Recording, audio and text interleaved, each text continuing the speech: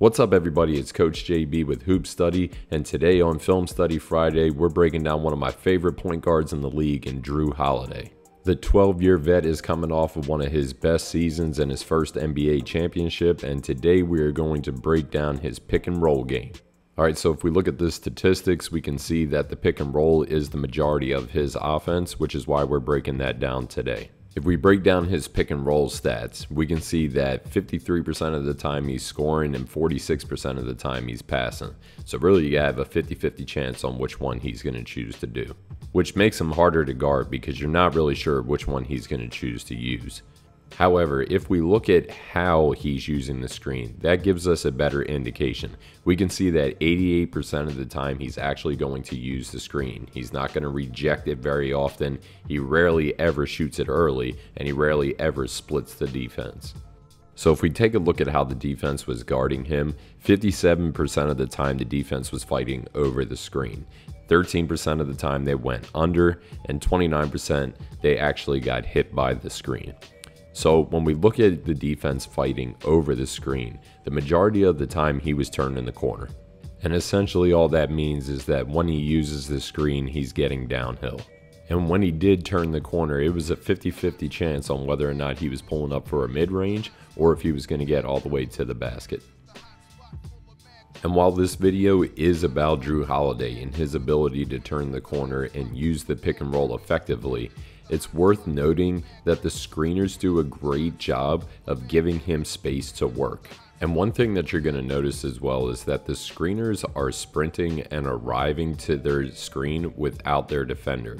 Here we can see our screeners down on the baseline, and what you notice is his defender actually switches off and a second defender picks him up and he still arrives without the defender. This makes it really difficult on the defense to guard that screen. So in short, an easy rule to live by here, and we've talked about it in other videos, is to sprint to your screen and arrive without your defender. And for the ball handler, that means to be patient and slow to use that screen, so this way you don't get called for an illegal screen. Let's check out some more clips live of him turning the corner when the defense fights over the screen. Holiday driving on Dragic.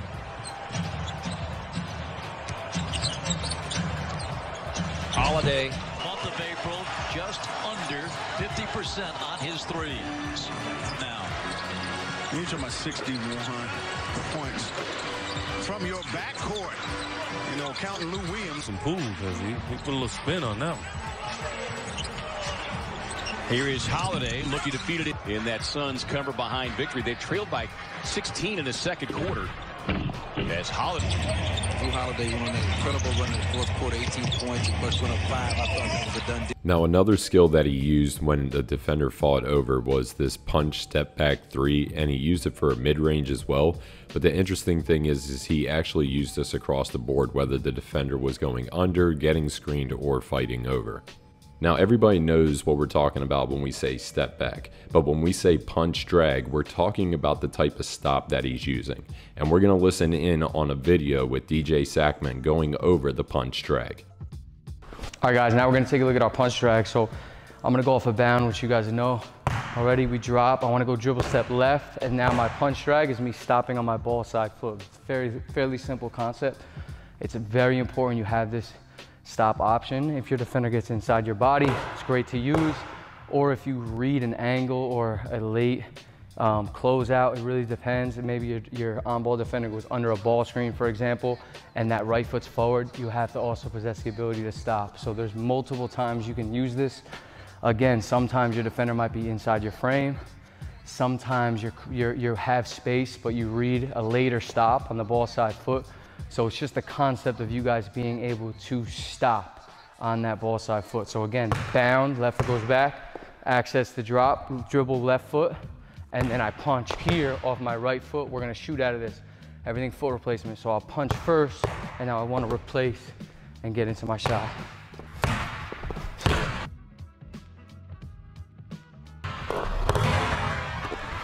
Notice after I stop right now on my ball side foot, both feet are lifting off the floor.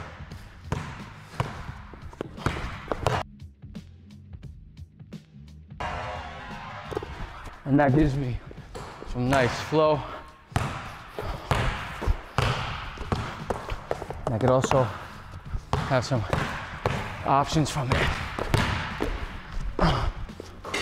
So again, that was our punch drag stop with a foot replacement. Here we'll see Jrue use that, just that punch drag and then a foot replacement.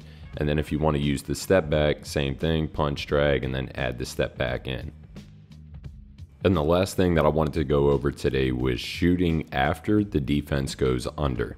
And what I mean by that is the defender is going to go underneath the screen and he's going to get directly into his shot after using the screen. Now there's an easy way to learn how to do this. First of all, you need to make sure that you're reading the defense. So if I'm reading this defender right now, I can see that he's squared up. So you're reading them early. And now he's going to continue to read them. And once the defender switches their feet and they get into this position, we know that they're going under the screen. So there you can decide to get into your shot. So this way it doesn't allow the defender enough time to recover and contest the shot. Let's check out some more clips of this live. In the pregame show, I don't blame him. We all do. You know, Giannis has always been like Himself to lead this team offensively. Now just here's some zone, shoot to each zone. And die with the mid-range jumper. So you know where they want to get in terms of attacking your defense, whether it's zone or man-to-man. He started this half. A 10-0 Philadelphia run, playing without Embiid, without... Which qualifies as a mid-range shot pretty much. Wasn't right at the rim. Alright, so let's review what we went over today.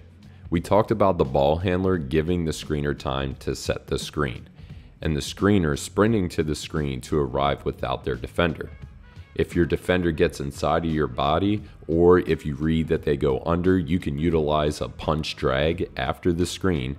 And if the defender goes under the screen, you can utilize the shoot after option, but make sure that you're reading them early so this way you can make your decision based off of what the defense is giving you.